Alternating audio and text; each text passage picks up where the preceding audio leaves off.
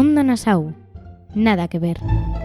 Saludos, queridos oyentes, desde las emisoras de radio Onda Nassau y estación JDK en el Instituto Juana I de Castilla en Valladolid. Nos encontramos en nuestra maravillosa Aula del Futuro, desde la que vamos a hacer el programa de hoy, con motivo de la visita a nuestro centro a un invitado especial, Germán Delibes Caballero. Gracias a él y al trabajo divulgativo que realiza en un proyecto llamado El Otro Delibes, ha compartido con nosotros sus vivencias como nieto de Miguel Delibes Setién, experiencias que ha dejado escritas en el libro El Abuelo Delibes, del que es autor, publicado en 2025 por la editorial El Destino. Muchas gracias, Germán, por alargar tu estancia en el centro y compartir con nosotros este tiempo de radio. Muchas gracias a vosotros. Germán, ser nieto de un escritor tan conocido y emblemático como Miguel Delibes, ¿te ha permitido formar tu personalidad de forma completamente independiente? Pues hombre, yo creo que sí, que somos 18 nietos, cada uno nos hemos formado de manera independiente, somos muy diferentes unos a otros, pero sí que es verdad que la figura del abuelo ha sido bastante influyente. Eso no impide que, como bien digo, pues nos hayamos desarrollado de manera independiente. El Abuelo Delibes sabemos que fue escrito sin la intención inicial de ser publicado, teniendo en cuenta que tú y algún otro nieto sois los últimos que convivisteis con Miguel Delibes. ¿Qué fue primero, dar una visión diferente del escritor o la urgencia de dejar por escrito algo que solo algunos podíais contar? Bueno, mi abuelo conoció a los 18 nietos, es verdad que los mayores convivimos bastante más con él, en mi caso que soy el segundo de los 18 nietos, pues son muchas las actividades que compaginé con él, el tenis, la caza, la bicicleta, las tardes de Tour de Francia, y bueno, esta idea surgió un poco por casualidad. Yo quería hacer un escrito para mis hermanos y para mis primos, y ese escrito que iba a ser en petit comité para los familiares, pues al final se enteró la editorial y decidió que no podía quedarse en familia, que debía ampliarse al resto de personas. Y bueno, para mí, pues un poco las dos cosas. Me ha servido para desmontar esa idea de que Delibes era un tipo huraño, un tipo seco, un tipo castellano, que lo era, pero dentro del ámbito familiar pues era un tipo divertido, una persona amable y muy cariñosa con sus nietos. Entonces, pues bueno, yo creo que el objetivo está doblemente cumplido. El Abuelo Delibes es un viaje por las experiencias que recuerdas con tu abuelo, Miguel Delibes. En el libro aparecen lugares como Sedano, un pueblecito de Burgos, en el que viviste veranos inolvidables de largas tertulias, noches de escucha bajo las estrellas, cuidado de animales raros o anécdotas tan peligrosas como la de los saltos en la piscina o el casi incendio de la localidad. Dedicas un espacio bien grande a aficiones como la caza, los deportes en general, el tenis y la bicicleta en particular, experiencias que condicionaron la vida de toda la familia. Y es que, tras la lectura del libro, una de las palabras que más resuena en nuestras cabezas es la idea de familia. ¿Qué crees que era para Miguel Delibes la familia y qué es para ti? Bueno, lo he contado en la charla anterior, que antes que cualquier premio, antes que cualquier libro, para mi abuelo lo primero era la familia, anteponía a la familia cualquier cosa, y bueno, pues prueba de ello es que 16 años después de morir Delibes, pues seguimos estando muy unidos. Nos hemos reunido estas navidades prácticamente 56 Delibes a la mesa, el día de Nochebuena, y bueno, pues intentamos por todos los medios que ese vínculo no se pierda, que ese vínculo familiar que forjaron además Miguel y Ángeles, pues no se pierda del todo, y aunque es más difícil que cuando estaba el abuelo, pues habitualmente son 3-4 veces al año las que intentamos reunirnos, pues los 60-70 Delibes que formamos esta inmensa familia. ¿Crees que es posible mantener hoy en día ese espíritu de familia que se reúne para compartir a lo grande cualquier evento, por muy pequeño que sea? Es difícil.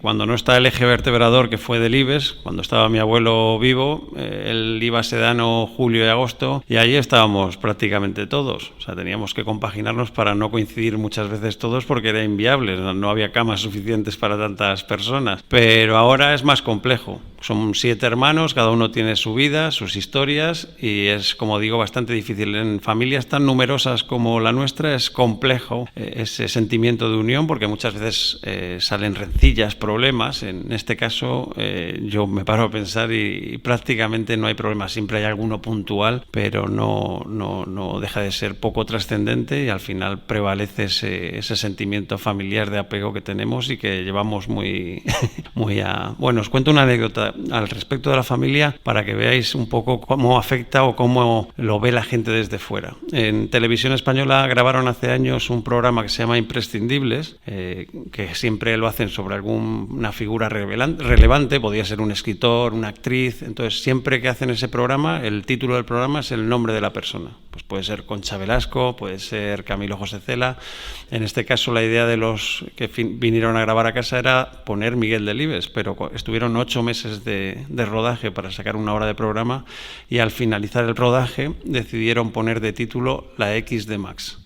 Lejos de poner Miguel Delibes, pusieron La X de Max porque habían quedado muy impactados con todo ese ambiente festivo que teníamos esa familia. Les dejamos las llaves de la casona en Sedano para que grabasen lo que quisiesen, se venían con nosotros a celebrar no sé qué. Entonces, al final, como digo, quedaron muy prendados de lo que es ese sentimiento familiar, y ese impacto fue tal que pusieron ese nombre, La X de Max, al programa de Imprescindibles.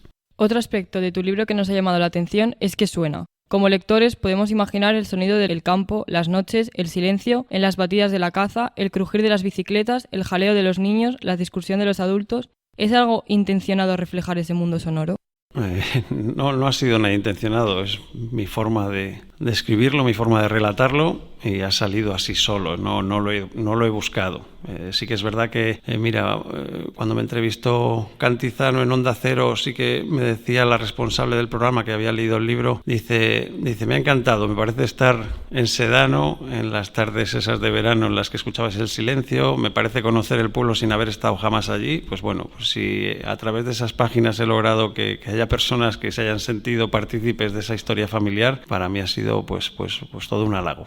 ¿Crees que en general es urgente escuchar más? ¿Escuchar de forma más pausada lo que nos rodea y quienes participan en ello? Sobre todo de la gente que cuenta cosas interesantes. Hay veces que es mejor casi no oír en determinadas, o escuchar en este caso, porque se oye cada cosa por ahí que es difícil. Pero sí, que creo que yo, por ejemplo, ahí me contaban que se interactuaba mucho en las tertulias familiares tras las comidas, cuando estaban allí mi abuelo, mi padre. Pues yo decía que era...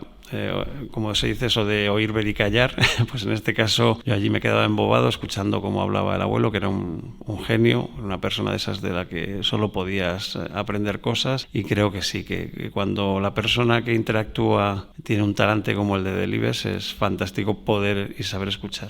En relación con la escucha, precisamente los alumnos de cuarto de la ESO de Artes Escénicas hemos realizado un proyecto con los residentes del Centro de Día y Residencia Villa de Tordesillas. Nos hemos sentado con ellos durante varias sesiones para hablar, conocer cómo están ahora, cómo han sido sus vidas hasta este momento, qué recuerdos guardan como los más valiosos. ¿Hasta qué punto crees que es imprescindible buscar la ocasión de escuchar y hacer cosas con nuestros abuelos y abuelas? Pues no hay más que leer el libro. Me he dedicado a contar todo aquello que hicimos con nuestros abuelos. Se va perdiendo cada vez más esa figura del abuelo. De hecho, mi abuelo, cuando estaba vivo, lo llegó a reconocer en una entrevista. Dice cada vez hacemos menos caso a los abuelos. O sea, las maquinitas, él decía, la televisión y demás, pues ahora con ordenadores, inteligencia artificial y demás, pues hemos dejado un poco apartados a esas historias que contaban los abuelos, y que no, pues es una pena. Es una pena que esa figura y ese papel del abuelo pues vaya perdiendo enteros a medida que pasan los años. Yo creo que hay que volver a retomar y darle la importancia que se merece a todas las enseñanzas que nos aporta esa gente mayor, que por supuesto saben mucho más que nosotros. Los personajes de Miguel Delibes y los lugares en los que se desarrollan sus vidas, esos lugares también son como un personaje más, están muy aferrados a la tierra, a todo lo que nace y muere en ella. Los alumnos de este centro provenimos de una decena de localidades de la comarca y aún tenemos vivas fiestas, oficios y tradiciones muy relacionadas con la religión, la agricultura, ganadería y estaciones del año. ¿Crees que es valioso intentar, en la medida de lo posible, conocer y valorar la cultura y tradiciones que definen el lugar de donde venimos?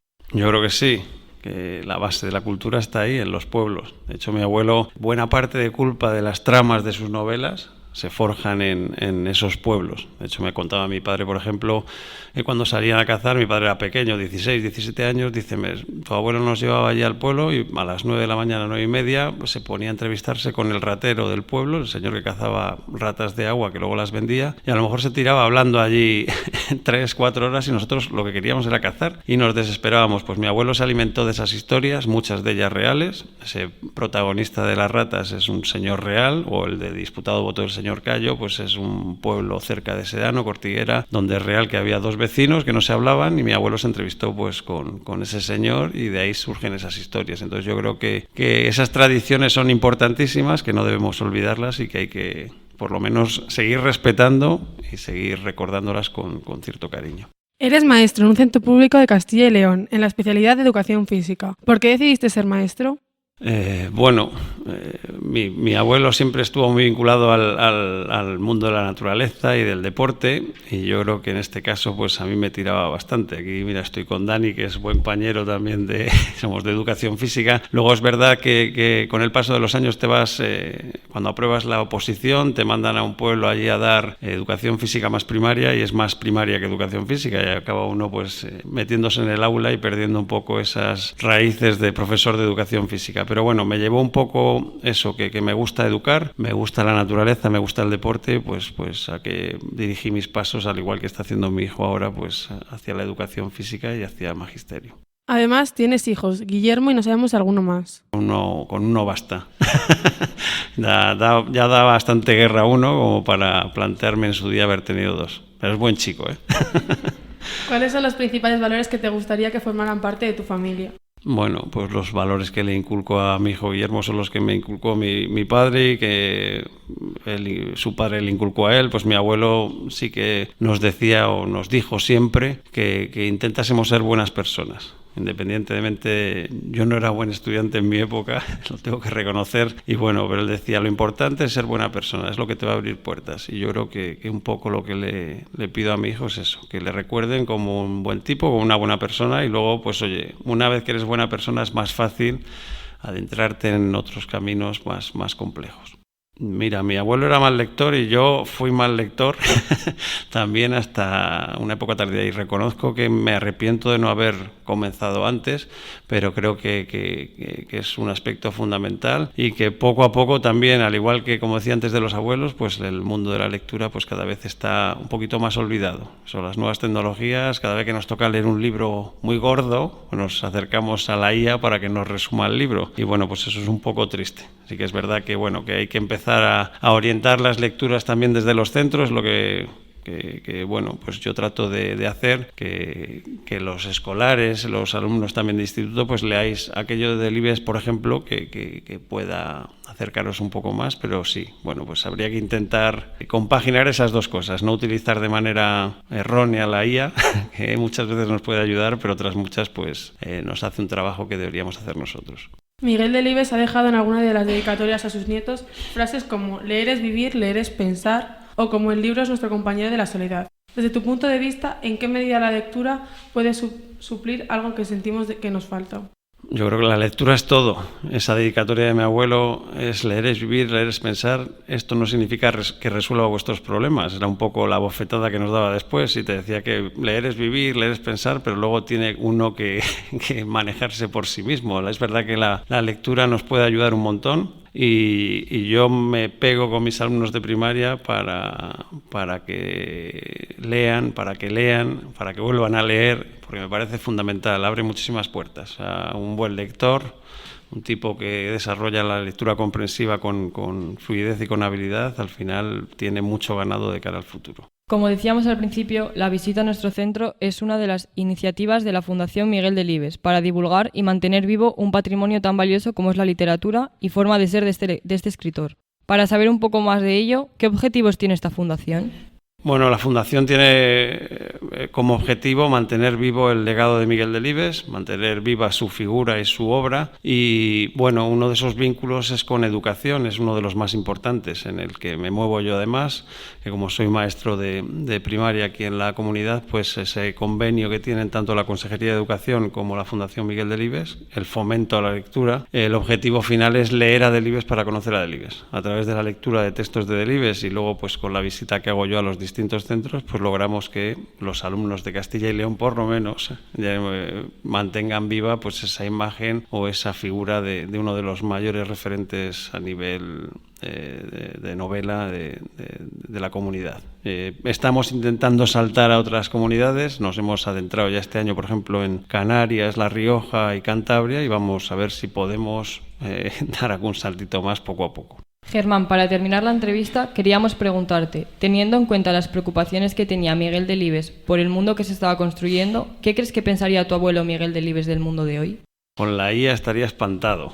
Si ya le costó aceptar Internet en la época, no lo asimilaba, pues me imagino ahora que con la inteligencia artificial pues se hubiese vuelto del todo loco. O sea, era una cosa que no entendía muy bien. Él se manejaba siempre a través de la palabra escrita y pues eso, comprobar cómo a través de esta inteligencia artificial se hacen infinidad de cosas, incluso dar vida a gente que no está presente, pues hubiese vuelto realmente loco. Pero vamos, es un tipo que siempre denunció, que siempre ha estado pues eso, denunciaba él la España vaciada en su época, que era un problema pues en los años 50, él ya lo denunciaba y es un problema que tenemos en la actualidad. Entonces, bueno, él era un poco adelantado a su tiempo, era un tipo que veía las cosas que iban a pasar en el futuro y bueno, supongo que hubiese sabido convivir con toda esta inteligencia. Esta tarde voy a inaugurar un curso en el CEFIE de fomento a la lectura y lo he titulado La importancia de la primera vez. Y yo creo que elegir un buen texto es fundamental para que nuestros alumnos quieran volver a repetir. O sea, yo cuando empecé a dar esta charla del otro del IBES, me topaba, sobre todo en primaria, me decían las profesoras o profesores, oye, es que nosotros no hemos leído nada porque del IBES no se puede leer o no lo pueden leer los niños. Digo, eso es mentira. Digo, puedes buscar dentro de los textos o dentro de aquello que escribió del IBES, aquello que se adapte un poco a la edad de tus alumnos. 16, 17 años trabajándolo con mis alumnos de quinto y sexto de primaria y salen emocionados, me piden más. Digo, no podemos ahora, de momento no tenéis edad, pero es verdad que a través de esos textos, que son más divertidos, más cercanos, autobiográficos, y bueno, pues a veces nos equivocamos. En secundaria, por ejemplo, la consejería mandó el libro El Camino y repartieron El Hereje, me parece. El Hereje yo creo que no podemos dárselo a un chaval, incluso de segundo de bachillerato, no creo que deba torturarse a un chico a leer un libro que es una maravilla, porque es una maravilla, pero creo que todavía un poquito más. Yo me voy a otras lecturas que sin duda van a llamar la atención, a veces poco conocidas, pero para eso tenemos que molestarnos y yo creo que buscar las lecturas adecuadas para esos alumnos. Yo creo que así motivamos, que de la otra manera pues a veces les obligamos, venga, pues te lees el Quijote, pues solo ahí el Quijote, pero el niño no va a volver a leer en la vida, pues como me pasó a mí en la época que te obligan a leer el Quijote, pues ya te buscas la aproximación al Quijote. De hecho me la dio hasta mi abuelo, la aproximación al Quijote, para que no lo leyese entero. Pues eso, no tenía edad en su momento para hacerlo y yo creo que a veces nos empeñamos en que lean determinadas cosas que a lo mejor que en un futuro sí, pero no en ese momento. Vale, muchas gracias. Gracias a ti. Muchas gracias, Germán. Ha sido un placer tenerte con nosotros. Esperamos que te hayas sentido muy a gusto. Yo como en casa.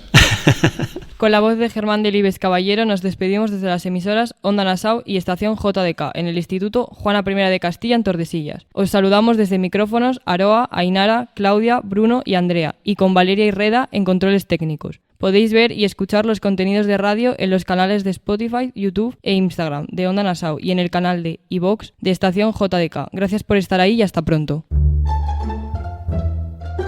Onda Nassau. Nada que ver. Onda Nassau, una radio para todos los gustos y todas las edades. Radio podcast, Onda Nassau. ¿Que no sabes qué hacer en tu tiempo libre? Onda Nassau. ¿Estás buscando historia, ciencia, ficciones sonoras, entrevistas, risas, descubrimientos, deporte, naturaleza, música y mucha diversión en una sola radio? Onda Nassau. Nada que ver. Onda Nassau. Nada que ver.